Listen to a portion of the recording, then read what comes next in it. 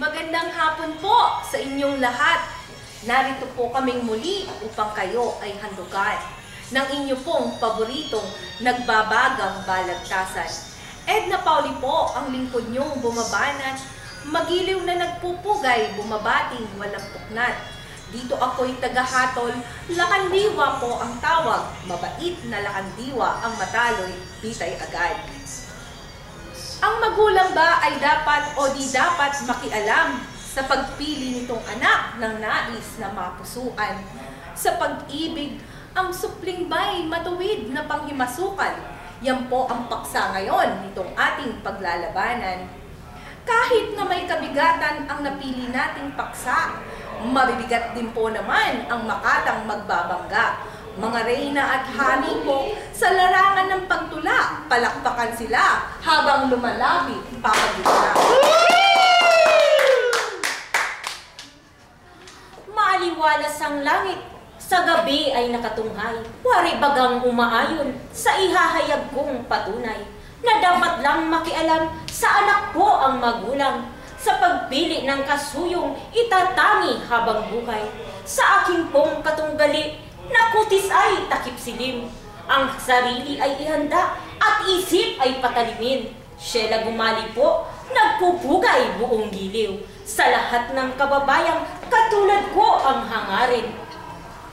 Matayog na pangarapin, kalimitay di matukoy. Katulad ay lakbay diwa, sarili di umaangat. Yan ko po ihahambing itong kahitwa kong dilag, nananaginip kung gising matay mga dila. Ama akong nagmamahal sa kalooban ng mga anak. Ang sila'y panghimasukan sa kakatuwangin ay di dapat. Garnilapay po ang lingkod niyong taga-Cagayan. Sa tanan ay nagpupugay buong tuwa at galak. Mukhang handang-handa na po ang makatang paraluman. Ang makatang taga-Kabanatuan, tila gayon din po naman. Unang tindig, sila gumali po ang siya munang pagbibigyan upang lalo pong ganahan ibigay palakpakan.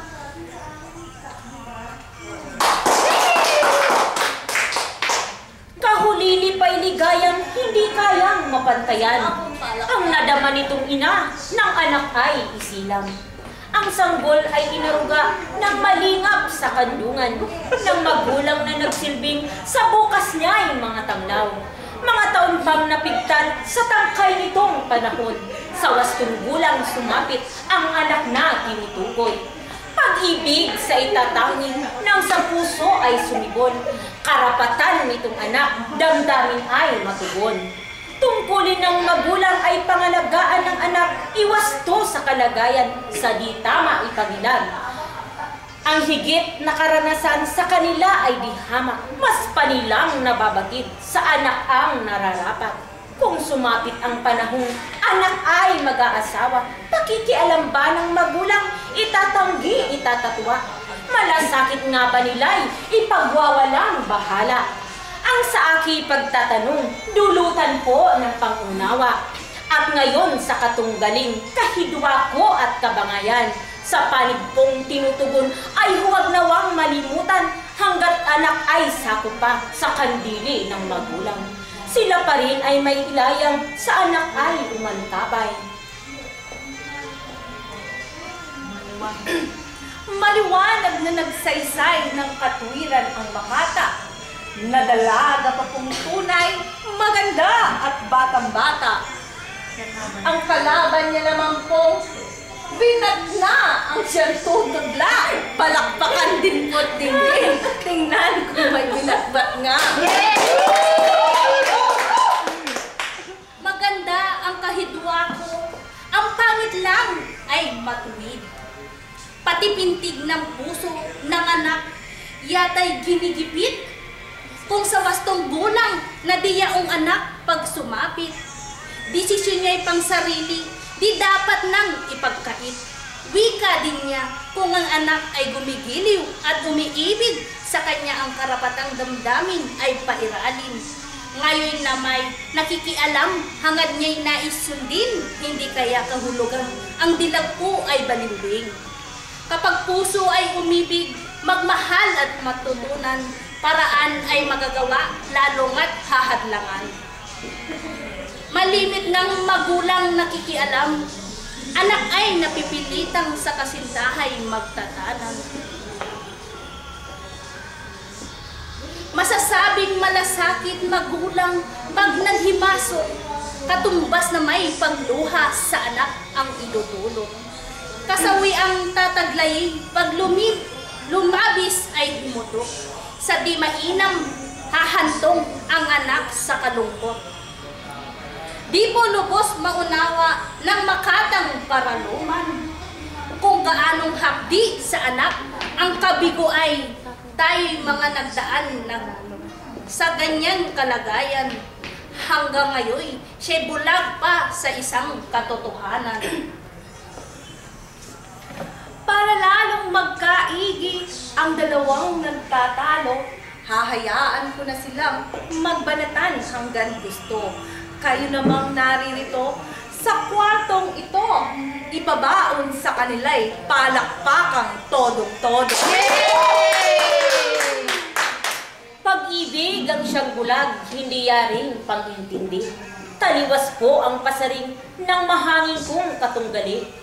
Hindi ba't ang kabataan kahit anak mong sarili, mapupusok sa pag-ibig sa pagpili na mamali?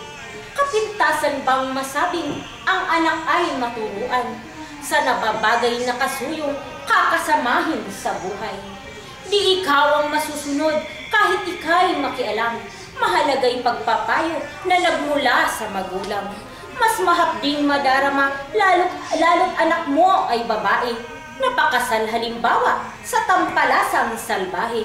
Sa altar kong ibinuklod habang buhay magsisisi.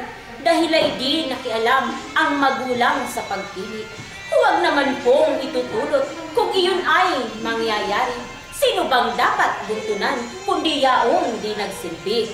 Pabaya sa katungkulang, marapat na ibahagi na paris ng kahidwakong iniinda ay sarili. Hilong talilong na yata ang dilag kong kabanggaan. Ang bunga sa pakikilam ang kanyang nakaligtaan. Anak kong ipagkasundo sa hindi napupusuan. Hantungan nitong malimit ay di panghiwalay. Pag sinabing nakikialam ang magulang po sa anak, kanilang pinipintuhong balak nila ang matupad. Ang sustansya ng hidwaan na ispuyatang isadlak nitong aking katunggali sa paglihis pangingilag. Pag-ibig ay kawikaang labis makapangyarihan. Ang lahat ay hahamakin, maging pati kamatayan. Kapag puso ang nag-utos sa anak ay at hinahadlangan, kundi sa hukay babagsak ay doon din sa mental hospital. Bakit ko pa nanaising ang ganito ay magaganap kung sa aking pakikialam ang anak ay di mapahamak? Di ko panghimasukan sino man ang ililiyag. Sa halip ang bendisyon ko sa kanila'y igagawad. Kagaya ng nasabi kong karapatan ng magulang sa anak magmalasakit pagkat dugot nila laman. Halimbawang ang anak mo may asawa ang napusuan, anong uring magulang ka kung ito'y di tututulan? Sa harap ng kapintasang nakadilat nagbabanta, ang magsawalang kibo, hindi pa pagpapabaya. Kung di ka bagay ng anak sa pagsinta ang inanasa, ikaw din ba ay aayon at sa iyo'y baliwala? Balakid ngang sasambitin pag nakialam ang magulang, ngunit dapat na mangyari pagkat isang pagmamahal, kahit sabihin pa nating anak sa aki masuklam. Kung akin siyang napanuto, ina akong nagtagumpay. Tagumpay sa kabiguan, pagwawaging kasawian. Sa pagluha, nakakalong ang umabi at nasangtan. Sa malinaw na salita, bahid mo ang katuturan. Nakikialam, pinakikialaman, lungkot ang kalungkutan. Katulad sa isang anak na dalagat, ubod ng ganda isinabwag nitong ina. Sa tagdang araw ng kasal, sa halip sa pagsasaya, ang ina ay tumatangis, masakit na nagluluksa. Halimbawa ko po lamang itong aking inihayag, bagamat may pangyayari na dito ay natutupad. Nasaan ang pagmamahal ng magulang po sa anak? Kung karapatan sa pag-ibig ng bunso ay winawasak. Maganda ang halimbawa ng makatang kahidwaan. Ngunit ang tema ng paksay, di maunawaang lubusan. Ang pakialam ng magulang sa anak ay nakabatay kung sa kanyang kakatuwangin ay may punang kapintasan. Katulad din halimbawa ng sa anak lumiligaw, lasenggo at butangero, sugarulpo at batugan. Ang anak ba'y hahayaang sa ganyan mapasakamay? Kapag ito'y napangyari, magulang ang masasaktan. Muli akong sinapawan, kaya ako'y di makabanag. Katunggali ko'y lumiliko, mahirap ang makapusoy. Bakit ba kung nagigipit, kahidwa ko'y lumiligoy? Sa init at sa lamig, kumbaga po sa panahon. Ngunit sa isang dako po ay hindi niya nababatid. Mas liligaya ang anak sa kanyang nilalangit. Batugan at lasenggo man, kahit kapintasay labis, kung tibok ng kanyang puso, magulang huwag magkain. Ako lang ay nagtataka sa pasaring ng kalaban. Ang pangarap ba sa anak, isadlak sa kamalian? Ang gawang pangungonsente sa anak po kalimitan. Ang bunga ay di maganda, tuturingang walang hinam. Pangungonsinti nga kayang matatawag, yung anak ay unawain, kung siya'y di pakikialaman sa napipiling katutuwalin. Kung ako'y manghihimasok, tiyak ko'y sisihin. Kung sakaling ang anak ay di pinalad sa napupusuhan. Pagmamahal po sa anak, kung magulang ay makialam sa pagpili ng kasuyong sa buhay niya ay makakatuwang. Sasabihin kong ako po ay malupit na isang ama kung sa anak ay nakialam sa pagpili ng asawa. Kapag hindi ka nakialam, wala kang malasakit. Ama akong maturingan, di kaya mong mapagkait. Pagkakait ba sa anak kung siya ay iwawasto? Kapag ikay ba'y nakikialam, may bukas siyang mabibiho. Tiyakin at sigurado. Hindi sa paniniwala mo. Puputulin ko na ngayon ang pagdadadaan ninyong dalawa. Magsipirmi muna kayo, ako naman ang poporma.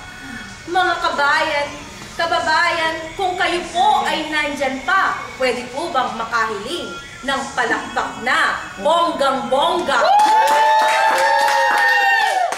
Kung umibig ba ang anak at ang puso ay tumibok, ang magulang ba ay dapat o di dapat maghimasok?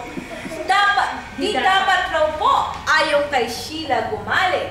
Dapat raw naman, sagot ni Girlie Lapay. Minsan pag nanghimasok ka, nagre-rebelde ang anak.